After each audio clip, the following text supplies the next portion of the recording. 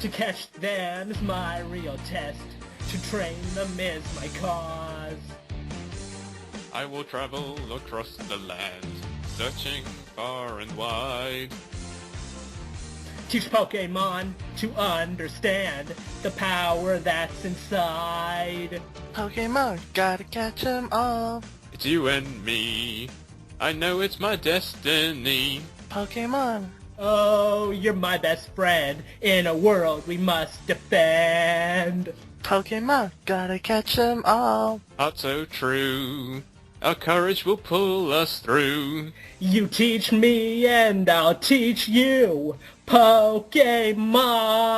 Gotta catch them all, gotta catch them all. Pokemon. Hey guys, welcome to the podcast. It's me, Umne, and to my left I have Ultra Prime 2. Ultra, say something. Hey guys, it's Ultra here. Get ready to get down and have fun today. And to my right I got Kuro Ashi 98. Kuro, say something. Hello everyone. Hope you enjoyed the podcast this week. So, we have chapter 388 and 389. So, let's get down to business. I thought the podcast was... the chapters. Nay. We're reviewing our own podcast now. Right. It's a new segment, and it's very experimental. Yes, and we're incredibly egotistic for doing this. Then we might as well make a longer podcast. You had one right? job, Umne. You had one job. It's my first 5 stars, time. 10 out of 10. Mm-hmm. Are we continuing? Yes. Go on. Alright, so this chapter, both chapters. At first, I don't know, Urza versus Minerva, okay, obviously we knew they were gonna fight, but the ending of that, wasn't that really abrupt? Out of nowhere, Minerva's like, yes, that's why I want you to kill me. Well, you've shown no signs of, submissiveness up until now, so I don't know, that was iffy for me. Seeing the past with, Giamma, here's the thing, I knew she was gonna turn, but not so suddenly. And then Mard comes in, not petrified anymore, and I felt I don't know, Erza and Minerva, they got assaulted by Mard, and then it ends with the twin dragon slayers coming in, right? So, that was that chapter. We also had Wendy, cutting off the rest of her hair, so, but that didn't really add much to the chapter. And then for 389, we had, it was the battle between the Dragon Slayers and Mard.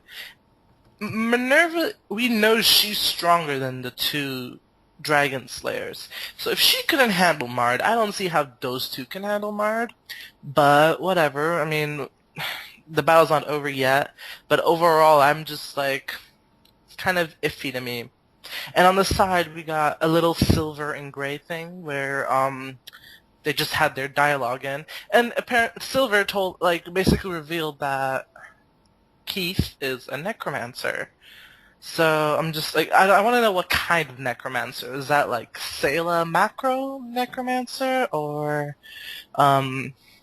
literally, I don't know, Hell's Core necromancer? Because, I felt that was also abrupt. So these last two chapters are just, they're just, I don't know, it could have been so much better, but it wasn't, and I'm honestly now looking forward to the next chapter, like I was last week. I wasn't looking forward to their battle this week, so, I'm gonna give them both a 5 out of 10. Kuro, what about you? Well, when I was reading the chapters, I didn't really feel that bad about them. I wasn't overly excited by what was happening, but, it was really good to see the Sabretooth coming. We've been saying for weeks, the other guilds, they're gonna come along at some point. A town just disappeared. They're gonna be drawing attention. So it's good to see them come onto the scene. Mm-hmm. With the whole, Urza and Minerva thing, I fully agree that it's very abrupt and quick, and part of me feels that might be less of Mashima's decision and more like his editor's decision, where he's just, come and said, okay, you have to move this story along, because for the past month or so, we've been focusing on Lucy specifically, and before that, it was individual characters. And if we keep doing that, then this, the story arc will never end. So I feel like the editors just come in and said, all right, let's get to the main plot. Let's move things along. Okay. I also feel that even if that's not the case, I find it understandable that the whole Minerva Urza thing would be cut short because at the end of the day, Urza, she's not the main character. That's Natsu. So if it was Natsu's rematch with a rival, I can totally see this fight, getting the full attention it deserves. But this is two side characters, having their little grudge match, which unfortunately, it suffered from that. And as for the second chapter, I think I said it last week, I just don't really know, or at least I've said it in chat, I don't know how the Twin Dragons are going to compare to Mard, considering, we know how strong they are compared to the main characters, and we've seen how much the main characters have struggled against Tartarus, so, I don't know. Yeah, Overall, I do agree with you, definitely. Yeah, overall I'd give the chapters, I'll probably go 5 out of 10 for each of them as well, I wasn't overly disappointed by them, but, it wasn't overly good either. I think the saving grace was the fact that he tried to incorporate other scenes as well. Because if we didn't get Wendy and we didn't get Silver and Gray, I mean, I would not have liked these chapters at all. They would it would have just felt like an expander chapter. Yeah, I do like that. We're finally getting to see, multiple plots going at once, and not so many that it becomes discontorted, but, it's still a stable storyline. Yeah. Alright, Ultra, what about you? What do you think? Yeah, I thought these two chapters sucked ass, to be perfectly honest with you. Let's focus on a few issues. Number one, the battle. Urza is just basically, this is Neo Minerva. She's a demon now. She has all the demonic implants, and Urza beat the shit out of her with her bare hands. Okay, like Urza's she beat the shit out of her with her bare hands, like quite literally, and like we know that this armor, this cloth bandage, it has no like real magic property. She's actually overpowering her with pure physical strength, which, to be honest, fists are crying when I hit you. I'm going to get to that bullshit later, though. Okay, but for now, let's focus on the physical aspect. That she should not be able to overpower Minerva by all like logic. They should be at least physically equal. But now Minerva's a demon, therefore, like Urza's punches should not like matter. I mean, I don't even get. You can't even like really blame Nakama Power for this because she's not fighting for Nakama in this case, and I mean that's not the reason she has this particular armor equipped. This is just basically I initially for her sake I need to beat some sense into you, and apparently I can do this with my bare hands now because I can do that. I'm the second female of this damn series, and also I'll get to that whole thing like about my fists are crying for you. Like okay, I know Urza is the kind who will eventually care for her opponents in some way or another. I mean she. I guess came to an understanding with Urza Nightwalker, and then there's the whole I'm going to make Kagura's like Urza be my older sister and all that. Like let's hope this doesn't happen. I mean this has happened too much. I mean at least with the first one I mentioned, the Urza Nightwalker, at least while Urza was lecturing her, she was beating the shit out of her with one of her best armors, and it actually was about equally matched. Like both of their armor, her armor and Nightwalker's spear, they actually both broke. So like you can't even. I wouldn't say there's any bullshit in that fight. That was a great fight. Very good. Like destruction we saw. I enjoyed that. I enjoyed the simultaneous give a cool speech while you're fighting rather than give a speech then stop to fight and then give your speech again. Because I mean that's if you mix the two together, you get something better. And that was what was there. Then there was the whole Kagura. She stopped stopped her slash with the basic sword, even though the slash was destroying city blocks. Like aside from the fact that she shouldn't have been able to, at least I don't know, you can argue I don't know, wind pressure or whatever should have at least knocked Urza back, but it didn't. And then she completely knocked down Kagura in one hit. Though I mean, I guess she didn't really get significantly hurt from it, but. Oh my god, that was an annoying fight, and this one's even worse than that. This fight just pissed me off on so many levels. Aside from the whole, she shouldn't have actually been able to overpower Minerva. Someone else, we all know who, he already pointed out in his blog, that she hasn't been using any armor. She is the re-equipped mage who has hundreds of armors, and she chooses to fight in this. Well, okay, the main reason you have this armor is, like, because it's normal. Like, you can train in this thing. It's good for that stuff, to focus on whatever you're doing at the time.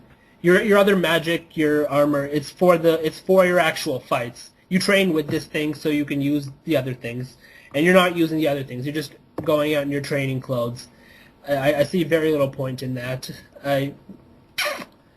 Oh my god. Yeah, I do see what you're saying with, like, Urza is a re-equip mage, but we're not seeing, like, any re-equipping going on. That's pretty much it. Screwed. It was Rai who said it. I completely agree with him, because he's correct. That's what we've generally seen her do.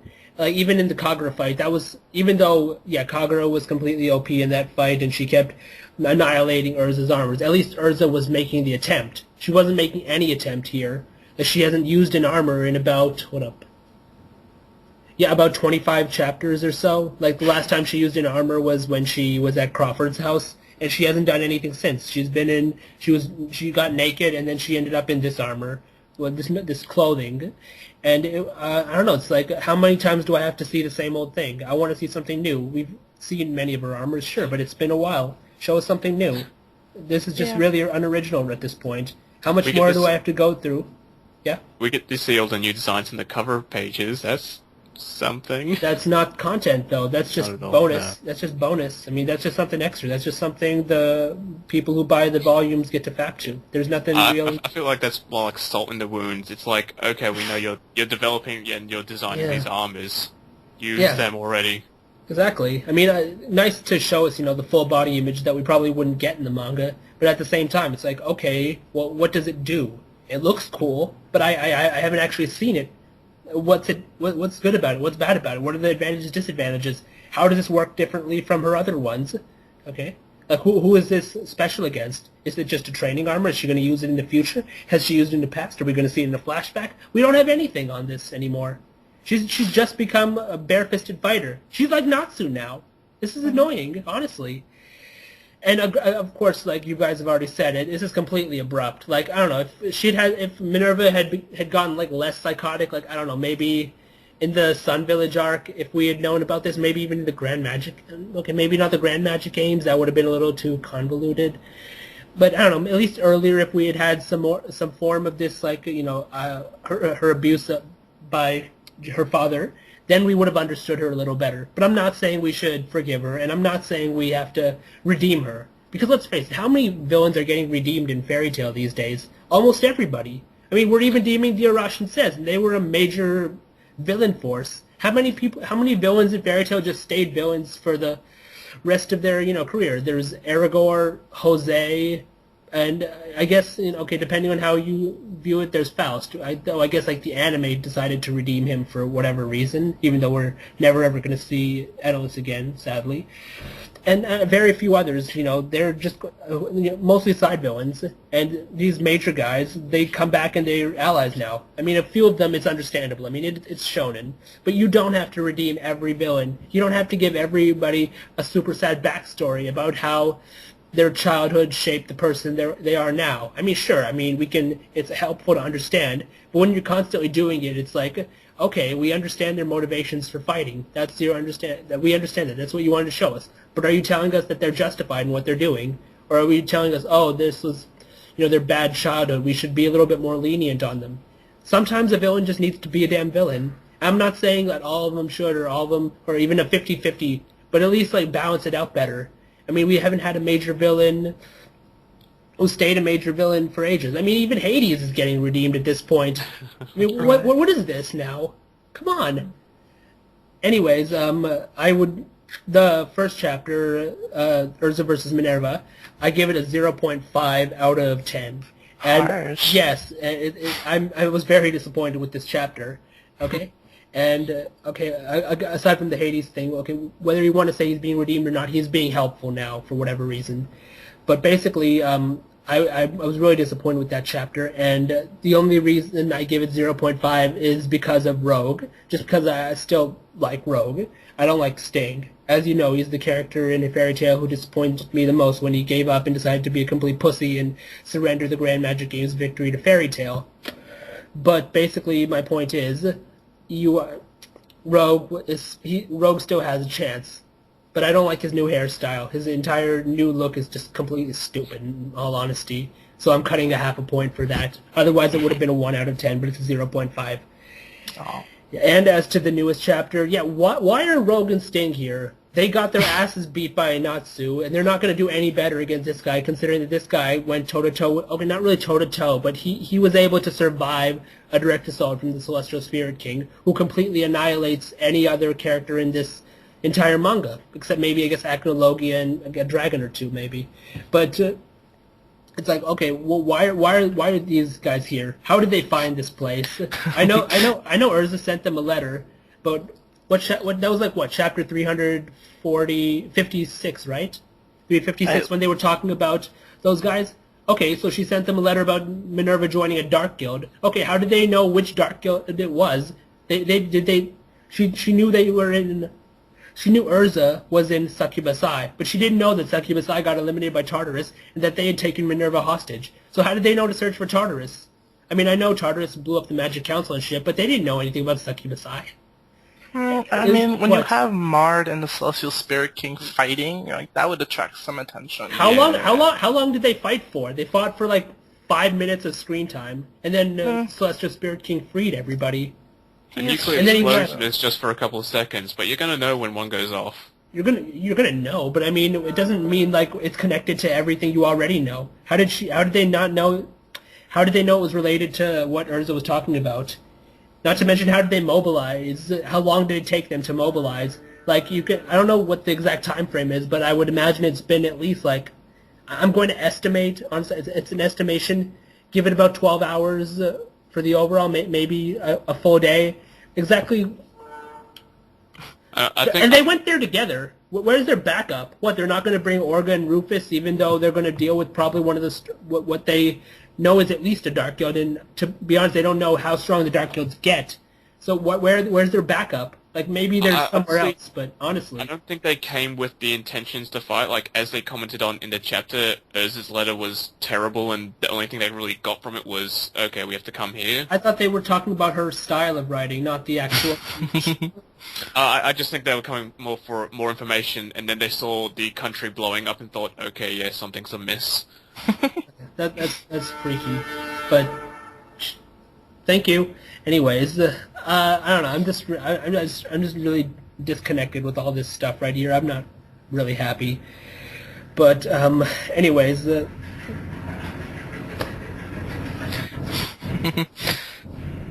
first we hear the toots, and now we hear the rails. Yeah. I wish I knew the theme song to Thomas the Tank Engine. I'd be singing it right now. We don't need to sing another theme song, Kuro. I like singing. I know. Anyways, I'm just not really happy with this chapter either. But just because, like, I don't know, Silver and Gray, I don't know, apparently Silver can teleport now. He's of some relation to Gray, which has been getting hinted at for, like, I don't know, like the last 50 almost chapters. Daddy, don't hit me with the wooden spoon again. Oh my god. It would be a spoon made of ice. Don't put me in the freezer. Don't stab me with an icicle. That's a traumatic childhood. Don't put me in the freezer again. It's dark and cold. Anyway, that's like probably the only part of the chapter I really enjoyed. And to be honest, I really couldn't give a damn about Keith. Like, what is he at this point? Like, I think somebody already pointed out the complete weird logic that's being used, so I'm just going to repeat it. They killed Crawford. But they had Keith, and then they're like, wait, they killed Crawford, then they're like, oh, we needed him to remotely activate Face. We have to send his L. And now it's like, oh, we can remotely activate him by necromancing Crawford. Well, why didn't you just do that in the first place? Why did you send a Zell down there? They didn't know. I mean, they knew Wendy was going down there, at least, like, I guess they maybe suspected it. But it's like, okay, well, if you were remotely activated, it wouldn't have taken quite as long. But, oh my god. You know what? What? I think that's like a communication issue between Kyoka and Mard, because Kyoka didn't know about all those faces. Yeah, there's not much communication going on between any of the guilds or the Tartarus. No, I'm not referring to the number. I'm just referring to the remote activation concept. Yeah, the number's an issue. What do you mean even then? No, Like, if she knew they needed to remotely activate it, like then she could have said, "Okay, Keith, come here, reanimate him." Like I don't She think. didn't know. Well, we don't know whether she knew or not, but they were demon gates, so I mean, I don't think it's unlikely that she would have known at least some of his powers, even if he might have kept some a secret. if anything, I think Fran Mathild said we still needed him, even though she just stabbed him, remember? Yeah, he did, but he didn't specify back then. And like I said, like the person pointed out, they could have just reanimated him at that point, but then they didn't. So I honestly I would just call this an ass pull. But I would say the ending is probably the saving grace, and I don't know, we're going to get a backstory. I'm not too excited, but I'm going to give this chapter a 3 out of 10. Mm. And now that you mention that, for a plan that took, like, since they were, like, not well known for the last 7 years, they're pretty much messing up their plan. I wonder what they were doing the last 7 years, to be honest. Just keeping low, planning all this, like, okay, Well, you they've been killed the gathering their magic forces. That's how this arc started. Right. Yeah, and it's forces we haven't even seen lately. You guys That's have what any predictions? predictions. Predictions. With me, maybe not for the next chapter, because I think it's gonna be about Silver and Gray. But I guess I'll talk about Minerva, because that's kind of bothering me. I'm like, I don't want her to go back to Sabretooth. I kind of want her to die, because I think that would be cool. Because she's already pretty much a demon, you know. Like, I don't see her turning back into. Are you humans. saying demons aren't people too? I'm saying she's not gonna like turn back into a human. Like, just end her. Is in that a beautiful problem? way. Really? At all? Not a problem. Mira Jane is a demon. Well, no, she's not a demon. She has the power of Well, demons. yeah, she's demon enough that, you know, she can't be converted. But in this sense, if she did go back to Sabretooth, that's like a real redemption. But if she died, that was just her, like, I guess this was just her enlightenment, not so much a redemption, you know? I would be okay with that. Yeah. So I would like, not be satisfied, but I would accept it. I'd prefer her dying than just going back to Sabretooth going, Mina-san! Like, no. And, Well, I don't think she would do that even if she went back, but I see your point. No. She's their Laxus. Is one way. I don't know. I think she's more like their Gajeel, but with like the Urza style of presence. I guess. I just think the way they've played her off so far, I mean, she's already a demon. I don't know how she's going to turn back into a human. If she does... Like, I don't really think she does. I don't know if there's any process I to don't do think it. whether you're a human or a demon, Yeah, it doesn't matter that's honestly- at all. Yeah, I mean, it's not like we know about any like racist laws in this series. I mean, yeah. So let's. Yeah, So I think that's that- not going to be an issue.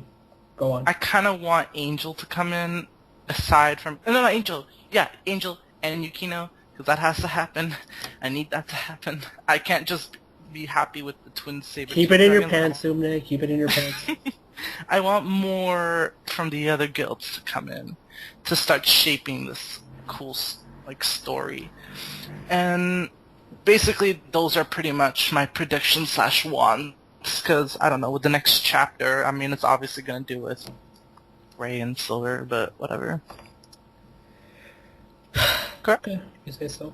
Cool. I have a little prediction just on Silver now. I know theories are flying everywhere, but just with the last chapter, I don't like to over read or like, you know, read too much into these things, but, you know, the way Gray worded it is like, you know, you have the body and face of someone I know, but you can't be him.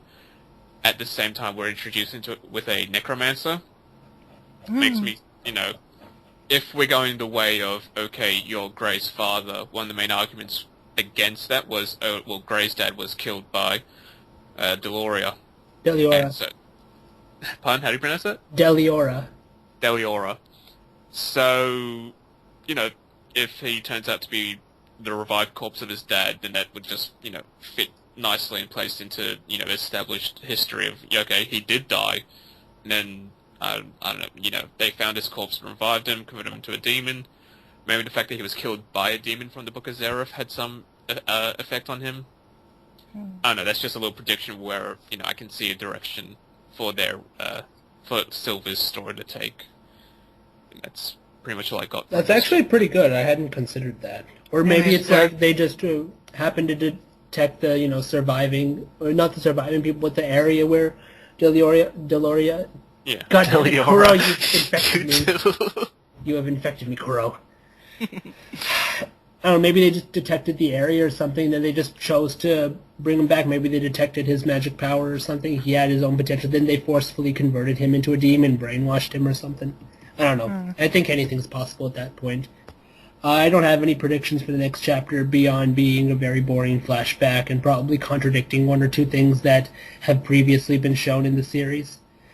So I think that's the end of the fairy tale talk. Let's move on to sexy talk, people. Sexy talk. We're bringing sexy back. Well, now that Une's here, it's going back away. Now it's going to be hella sexy because of my choice. Ew. Since we're doing Oh, Moe, Oh my god. I try to make a little balance, because we got you two who, Don't always worry, pick the listeners. girls. You're about to find out why we go, ugh. Okay, I'm not even into, Moe characters. I had to come up with someone that, the girls will You like. had to come up with somebody who resembles a character from Boku no Pico. He doesn't look like him, okay? He does Okay. look like him quite a bit. And it's pretty much the My- same theory. Is it? I don't know. I watched this series a long time ago. My selection is Mitsukuni Hani no Zuka from Ouran High School Host Club. And pretty much, I don't like Moe characters, but I just remember him not being young and being cute. So basically, yeah, he's like the Shota of the series, but he happens to be older than the other boys. And do you wonder why I compare this to Boku no Pico? Yeah, but I don't know, are they 18 as well? That's beside the point. I don't know. But I remember, it's been such a long time since I watched the show, but, Honey was cute, yeah. And I remember he would be, really childish. He loved his candy, he loved his toy, all the girls loved him because he's so cute, and that was pretty clever of him. He's exploiting his cuteness to get girls. What are you doing? You started that with He Loves Candy. That's just opens an entire realm of That's jokes from candy. I don't get it. and more. Oh my god. He loves seeds. How do you not get that? He loves candy. He loves candy. Oh, is that what you mean? That's one of the things we mean. Go That on. didn't even go into my head. And Not then, surprising, your head's full of crap. you know what? I don't listen to Aaron Carter. He's pretty much crap. Like So, you're in any position to judge. Oh, that doesn't change the fact that he's not crap. Makes you Okay, I look want to at get back to yourself. Honey because you guys are confusing me as is. There are times when he's really he's not cute anymore, if I recall correctly. He would have those moments where he's just serious. So I mean yeah, I kind of guess he's my Moe character, but again, I'm not into Moes. But aside from that, I think it's a good series. It's not just a reverse harem. Is that how I pronounce it? Harem? It's pronounced harem, that's close enough. Yeah. Okay. It's not a reverse, it's not just a reverse harem with one chick and 10,000 dudes. It's I don't know, I guess the story had some substance and I really fairly enjoyed it. So you guys should check it out, or on High School Host Club, and keep an eye out for Honey. Kuro, you can go ahead. Alright, so Moe was also difficult for me just because, surprisingly enough, I don't actually seem to watch that many Moe characters, or if I have, I was talking to Ultra before this, and a bunch of them were Sunadir or something else. Kind of. It's let's be honest, the definition of Moe is kind of specific, yet it's also... Very vague. Yeah. I guess But, I could have come up with an adult, but go on, Kuro. Yeah, go on. Yeah, so I basically approached this as, alright, this is sexy talk, so we're going to bring a sexy character. And going through a list of Moe characters, I picked out one that I'm quite familiar with, and it's Kotetsu T. Kaburagi from Tiger and Bunny, also known as Wild Tiger. And Oh, wait, I need to see this. you need That's why there's videos podcast now, dude. Oh, but I need to see it now. Oh, he's Moe? Yeah, he's Moe. He's Moe based on personality, so personally, he's the type of guy I'd totally go for. He's really well dressed. He's a family man. He cares so much for his daughter, and he has a very strong moral sense. Basically, in the world of Tiger and Bunny, it's like a superhero anime, but where superheroes have been commercialized and when they fight crime, it's been turned into a TV show. And while most heroes, they're sponsored, they go for points. He's always going for the right thing, and I can really empathize with him. Unfortunately, I don't know. Unfortunately for me, the series has spawned a lot of like yaoi fan art between him and his partner. But I absolutely love this guy. It also helped that he's voiced by the same person who does Sanji from One Piece. His partner Bartleby is voiced by Ichigo, and Nice. yeah, I was really surprised to see the cast. It was a short anime. I think it was. I can't remember if it was a 13 episode or a 25 episode. It was. What year was it? What year? I'm pretty sure it was 2011. It blew up, and it was pretty huge. And it's since spawned 2 movies, I believe. But yeah, I absolutely love this guy. He's a really fun character. He's very. You can really connect with him and the things he goes through. And yeah, that's pretty much all I have to say. You know, Kotetsu is just wonderful. Yes. Alright, like I said, man, keep it in your pants. I didn't know he existed. And now, sadly for him, you do know. Anyways, so my sexy choice for this category, Moe. Like some of you probably guessed, I wouldn't say I've been into it, but I've been around it quite a bit, so I know a handful, and it was kind of hard for me to narrow down my choices. There was like some of them like, okay, well maybe, you know, Moe isn't their only best quality, or, you know, it's something I could save for later, maybe, if I ever had to do that. But ultimately I came up with a character from an anime I really love, and she's a character I really love, Nagisa Furukawa from Clannad. Now, Clannad is actually a visual novel in origin, but an anime adaptation premiered in 2006. So she basically follows the true route of this. The anime follows the true route in which the main protagonist chooses her amongst all his other options. And one thing I like about these kind of visual novels and anime in general based off them is it's not some, you know, completely meaningless harem where, you know, there's 10 girls trying to, you know, get this completely average loser's dick, and he completely likes a few of them, but in the end he ends up with absolutely nobody, and his stupid sidekick gets 1 or 2 for himself, and they're like, okay, well, we don't really like you, but, you know, you're still close to whoever they like. Anyways, this is actually a great series. If I made a top 10 list, this would be one of the ones I feature, and so yes, Umne, I will get to that. Anyways, so let's go with the Moe angle. She's well, you guys can see her picture. I mean, obviously, by all matters of physicality, she fits the trope perfectly. I mean, the right body type, the right facial structure, hair, and also I'll add the voice. Whether it's actually, the English dub is actually quite poor for this series, but she's one of the standouts. Her personality is honestly really impressive. I think if I made a list of my top 10 women, okay, maybe not, yeah, okay, top 10, top 15, top 10, yeah, she'd be in there. Because what she does is, like, beyond the call of any, you know, I wouldn't say it's beyond the call exactly, but it's beyond what you normally see.